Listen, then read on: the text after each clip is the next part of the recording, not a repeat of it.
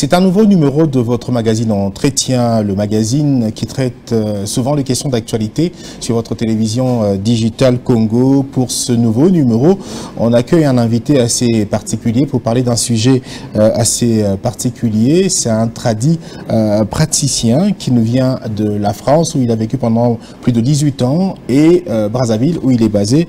En tout cas, il est à Kinshasa. Ici, il va nous dire le pourquoi et nous parler un peu de ce qu'il fait comme travail, ce qu'il rend comme service à la communauté dans son ensemble. Notre invité, c'est Chancy Kenge. Bienvenue à vous.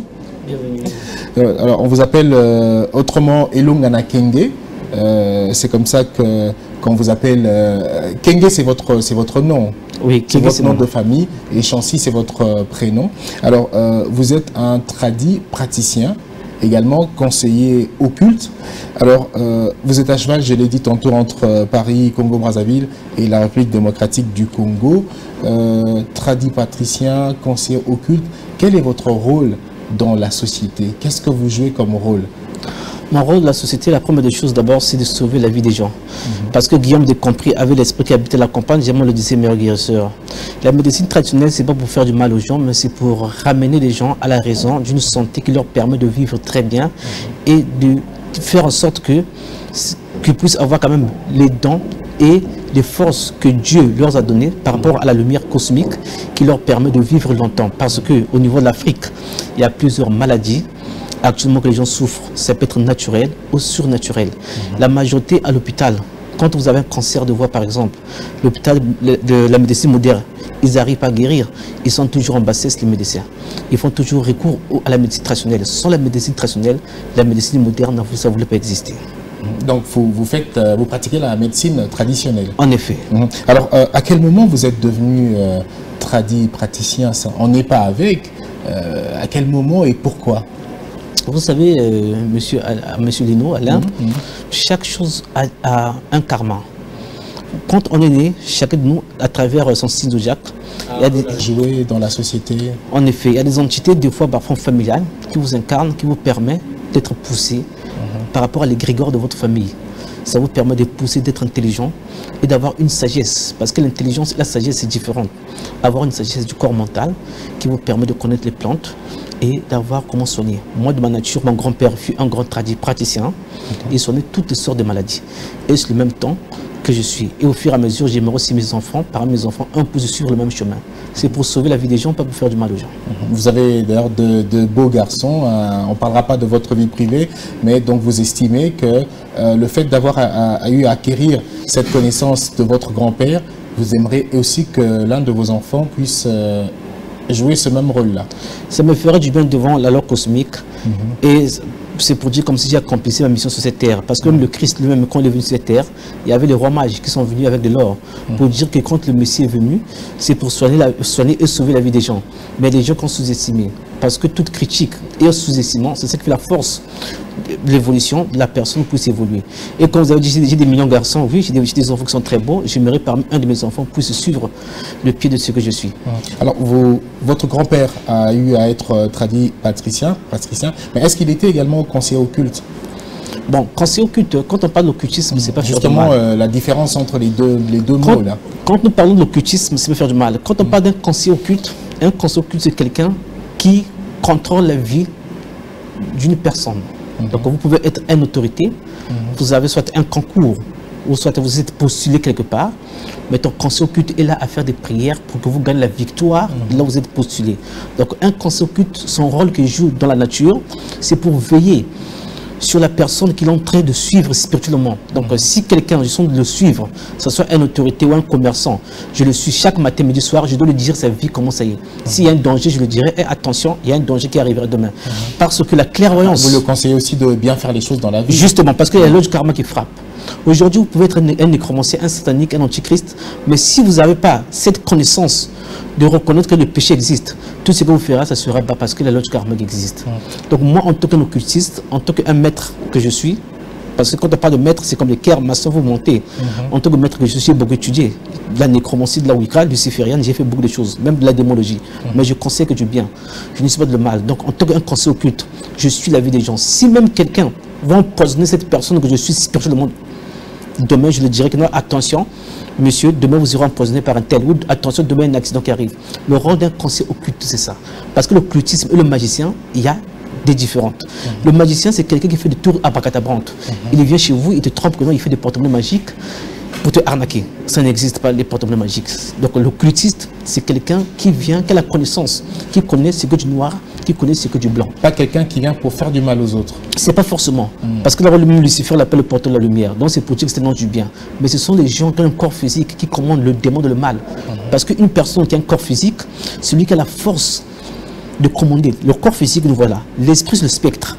Quand vous faites apparaître le spectre dans le monde de l'au-delà, c'est vous qui avez la force du corps physique de le demander de ce qu'il peut faire.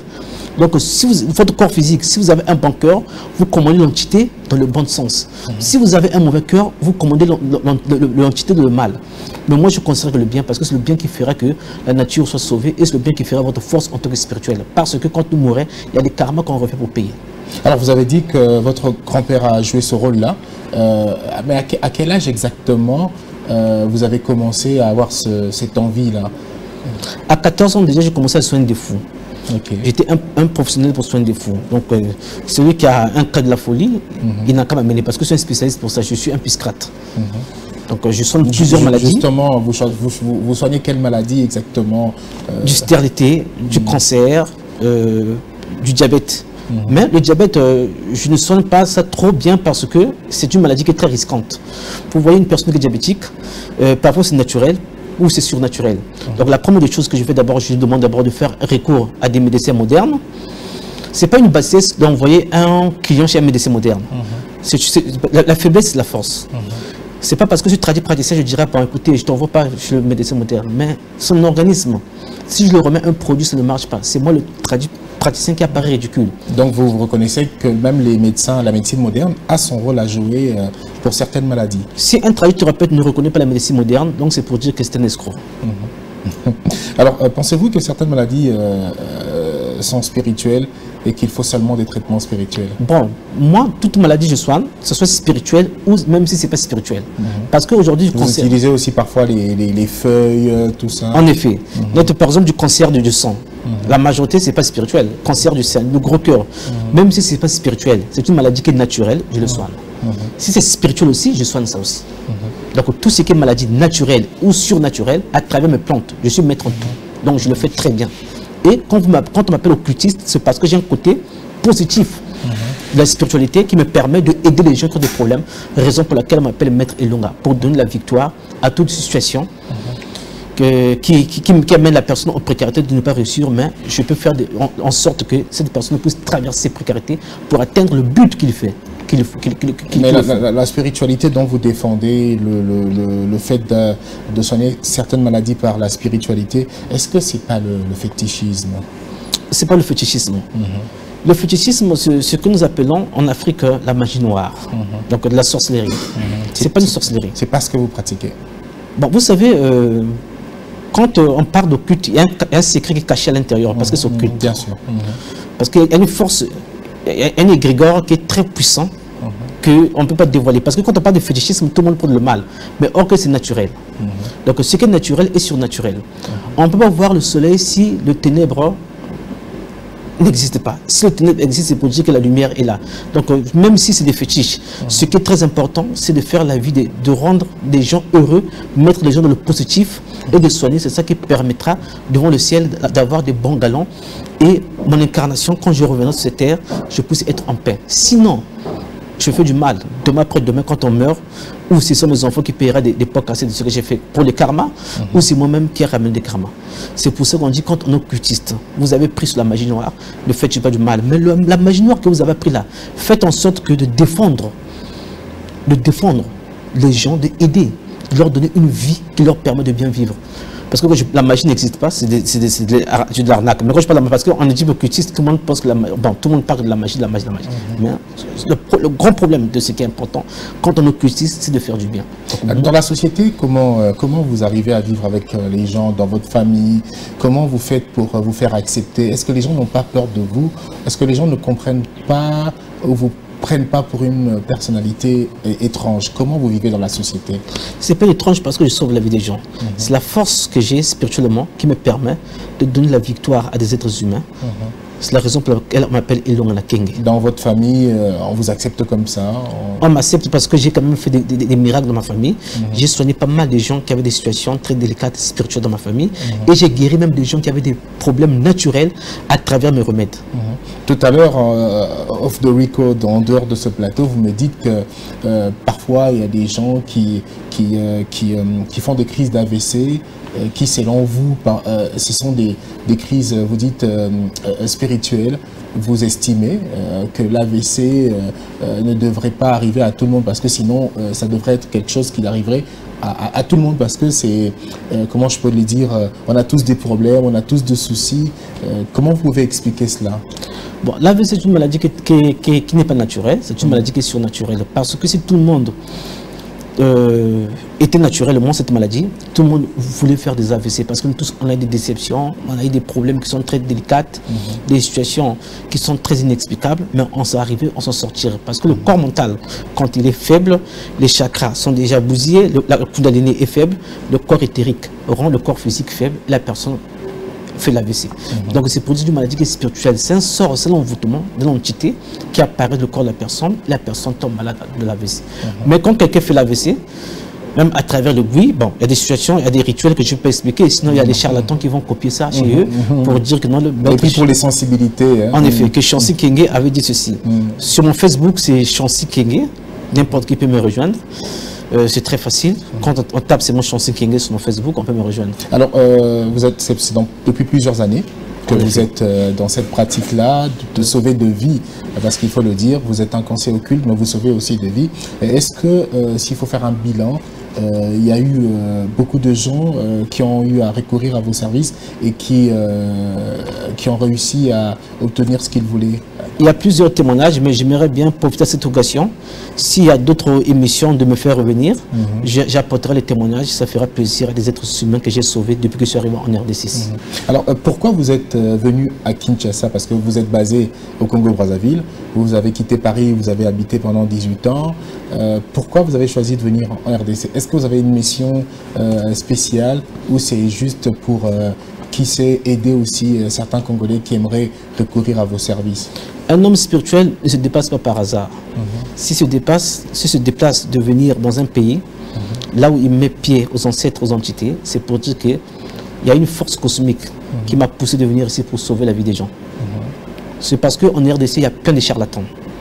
Un charlatan, ce qu'il reconnaît, quand une personne est malade, soit le sida, il dirait que non, moi, mon remède soigne le sida. Or, quand il te remet le remède là, la personne qui avait le sida, il n'a pas la guérison. C'est le charlatanisme, c'est-à-dire, ça fait apparaître de l'escroquerie. Mais moi, quand je reçois un malade, la première des choses que je fais d'abord, c'est 30 $ de consultation qui me paye. Parce que chaque médecin prend sa consultation. Bien sûr. Quand il y a la consultation qui me paye, je prends son date de naissance. À travers son date de naissance, je rentre en communication par son signe zodiaque. C'est pas de la magie, c'est pas des fétiches, c'est de l'astrologie. À travers son signe zodiaque, je veux savoir quel remède qu'il faudra que je le remets. Quand je le remets ça, il guérit, il a sa guérison. Raison pour laquelle on m'appelle Maître Longa. Mais pour des charlatans, le sorcier qui pousse forcément un patient, il dit que non, tel produit soigne du cancer ou ça soigne du sida. Et quand la personne prend ce produit, il n'est pas guéri. Ça paraît déjà flou. Donc, c'est un technicien.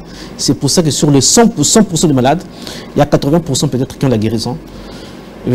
En tout cas, la nature m'entend parler de ce que je dis. Et vous êtes fier du rôle que vous jouez, de ce que vous faites, ce travail-là, de guérir les gens, de vous mettre au service de la communauté. Êtes-vous fier de ce que vous faites? Je suis très fier de ça. Et j'ai l'honneur pour ça. Ce qui est très mauvais de tuer les gens. Je ne tue pas des gens, je sauve la vie des gens. Ce que vous ne faites pas. Alors, au Congo-Brazzaville, par exemple, est-ce que vous avez un bureau? Est-ce que vous avez des gens avec qui vous travaillez ou vous travaillez toujours seul? J'ai des représentants sur le Congo-Brazzaville. J'ai même des représentants qui sont au Bénin, à Ouida. J'ai même des représentants qui sont à Paris. C'est ça. Et ces gens-là travaillent avec vous En effet. Maintenant, si les cas, par rapport à des situations qui sont très difficiles, si ça demande votre présence ma physique. présence, je fais un retour à Brazzaville ou je fais un tour à Paris pour aller soigner les malades. Et ça marche aussi. Ça marche. Il y a même des maladies que je peux soigner à distance. Ok. Par des exorcismes, par des prières, par les désenvoûtements, je peux faire ça à distance à travers la photo de la personne qui est malade. Ça, c'est très bien. Alors, vous êtes basé à Brazzaville, vous avez décidé de rester à Kinshasa. Vous avez dit que vous n'avez pas fait ce déplacement pour rien. Donc, vous estimez qu'à Kinshasa aussi, il y a des gens qui ont des problèmes qui peuvent facilement vous contacter et obtenir le résultat qu'il faut. Quand on est spirituel, c'est bien sûr. C'est bien sûr. Quand on est spirituel, c'est pas seulement être choisir soit raciste ou bien être tribaliste. Non, c'est pour soigner tout le monde. Parce que Dieu, le don qu'il m'a donné, c'est pour aider tout le monde. C'est ce qu'on appelle l'amour du prochain. S'il n'y a pas l'amour du prochain, on ne peut rien faire. L'amour du prochain, c'est ce qui fait la force. Et à travers cette force-là, l'ancienne religion va revenir. Parce qu'à l'époque de l'ancienne religion, tout le monde croyait à la tradition. Et tout le monde croyait à la guérison. Mais aujourd'hui, plusieurs personnes ne croient plus à la guérison. Pourquoi? C'est parce qu'il y a plusieurs charlatans qui donnent des produits à des gens où ça soigne du paralysé. Quand la personne prend ce produit, il n'est pas guéri. Et ça décourage les personnes. C'est pour ça qu'aujourd'hui, plusieurs personnes aujourd'hui, quand on parle de la médecine traditionnelle, ils n'ont plus la foi parce qu'il y a trop de charlatans qui ont pris de l'argent. Mais moi, la première des choses, quand je prends de l'argent pour la personne, la consultation, avant que je le taxe son prix, je fais d'abord recours à des signes zodiaques, à l'astrologie, à travers son horoscope. Je veux savoir quel produit qu'il faut. Quand je le remets, c'est la guérison. Mais il y a des gens qui se plaignent de fois, il y a des gens qui... Bon, on a parlé des charlatans, vous ne l'êtes pas, je reste convaincu, mais il y a des gens qui disent, bon, parfois, vous pouvez recourir à un tradit qui vous soigne, mais après quelques temps, là, il vous dit, non, ça va maintenant, vous ne serez plus malade, mais après quelques temps, la maladie revient. Comment est-ce que ça arrive et est-ce que ça vous est arrivé aussi parmi les personnes que vous avez eu à soigner? Négatif. Pourquoi négatif? C'est parce que quand je soigne, je suis un occultiste aussi. Donc quand je soigne spirituellement, que ce soit une maladie naturelle ou surnaturelle, quand j'ai un patient, la première chose que je fais, je lui remets mes produits, je commence à appeler le patient. Même moi-même, j'ai ma volonté d'appeler le patient pour lui demander comment ça passe. Quand le patient me dit, ah, monsieur Kenge, là ça va. Là, ça ne va pas. Je dis au patient, bon, essayez de revenir. Et c'est donc au fur et à mesure, je suis le patient pendant 6 mois ou 3 mois. Quand le patient me dit tout à l'heure, il est guéri, là, je lâche le patient. Et est-ce qu'un jour, vous allez arrêter ce travail pour faire autre chose ou vous allez continuer à servir les communautés du monde jusqu'à votre dernier souffle? Même si je travaille à l'Organisation mondiale de la santé aujourd'hui, je ne pourrais pas arrêter ce travail parce que c'est un don. Même si je suis aujourd'hui conseiller d'une autorité, je ne pourrais pas arrêter ce travail parce que c'est un don qui m'a permis de sauver la vie des gens. C'est ma mission sur terre. Je préfère même mourir que laisser ce que je fais. Mais à part ça, est-ce que vous êtes capable de faire autre chose? Vous avez quand même suivi des formations, des études. C'est comme aujourd'hui, beaucoup sont dans l'économie, le droit. Vous avez préféré, vous, ne pas trop être dans ça, mais d'être dans ce que vous pratiquez pour servir. Je suis un scientifique. En tant que scientifique, ce qui peut m'arriver un jour, peut-être être conseiller d'un ministre. Parce que je peux être conseiller des ministres, conseiller ou bien du président, conseiller pour suivre spirituellement, ou conseiller à la présidence, ça pourrait m'arriver cette chance-là. Parce que en tant que scientifique, j'ai la clairvoyance, j'ai des techniques.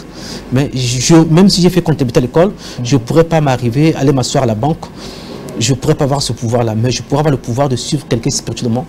C'est le don que j'ai, c'est le destin que j'ai. Je suis comme Joseph. La Bible, vous avez connu Joseph à l'époque de Pharaon. Il était conseiller du Pharaon. Donc, il avait aussi une mission à sauver le peuple d'Israël. En effet. Donc, ma mission, c'est ça. Alors, on est au terme de cet entretien. Beaucoup à dire, mais on a essayé de verrouiller certaines choses. Est-ce que vous avez un dernier mot? Est-ce que vous avez un message à lancer avant qu'on donne votre numéro de téléphone, bien sûr? Bon, le message que j'ai, je suis à la RDC. J'ai des messages qui sont très particuliers concernant la haute hiérarchie. Donc, concernant la haute hiérarchie de la RDC, j'ai des messages qui sont très confidentiels. Il faut vous contacter pour ça. Qu'on puisse me contacter. Concernant la haute hiérarchie, quand je parle de la haute hiérarchie, ça fait partie de la politique. Parce qu'en tant qu'occultiste, nous devons prier pour la paix. C'est la paix qui fera la force qu'on puisse évoluer de nos activités, d'être en paix, d'être en tout, d'être en bonheur en tout. S'il n'y a pas la paix, les situations peuvent être dans des situations très délicates. Mais j'aimerais bien, je prie pour la paix, Mais j'ai des messages qui sont très importants, qui touchent la haute hiérarchie. Celui qui a besoin de me voir, il n'a qu'à me contacter. Et celui qui est malade, il n'a qu'à aussi m'appeler, je peux le sauver. Alors, vous êtes à Kinshasa, vous êtes basé dans la capitale jusqu'à juillet, vous m'avez dit. Jusqu'en juillet sur en RDC. Sauf imprévu. Sauf s'il y a un autre besoin, vous pouvez toujours rester. Le plus important, c'est d'être là où vous pouvez servir. Si quelqu'un me récupère pour le suivre en tant que spirituellement, le suivre sa vie, regarder sa vie, en tant que son conseiller au culte, je pourrais rester à Kinshasa. Alors, il y a un numéro de téléphone, hein, je vais le dire, c'est le plus 243 82 72 04 322. Je crois que c'est le bon numéro, plus 243 82 72 04 322, c'est le numéro de téléphone que vous utilisez ici à Kinshasa, par lequel l'on peut vous joindre et vous êtes disponible à tout moment. En effet. Merci à vous, Chancy Kenge, autrement appelé Elonga na Kenge. Kenge, c'est votre nom de famille, Chancy, c'est votre prénom. Elonga na Kenge, c'est en lingala, une langue parlée d'ailleurs au Congo-Brazzaville comme ici, en République démocratique du Congo. Elonga na Kenge pour désigner vos performances dans ce que vous faites, traduit praticien et conseiller occulte. Vous avez dit que vous êtes généralement dans des victoires en victoire quand vous faites votre travail au profit de la communauté. On a verrouillé certaines choses pour des raisons de sensibilité, mais on a dit l'essentiel. En tout cas, merci d'avoir répondu à notre invitation. Ceux qui veulent vous contacter, on a donné le numéro de téléphone. Une dernière fois, je peux le faire. Plus 243 82 72 04 322. Merci à vous et bonne chance. Merci à vous aussi. Merci également à vous de nous avoir suivis. Prenez soin de vous, portez-vous bien et surtout nous sommes en décembre. Après la campagne électorale, on peut déjà vous présenter les vœux. On dit meilleurs vœux dans vos familles et en tout cas à très bientôt. Merci encore une fois, surtout à l'accompagnement de l'équipe technique.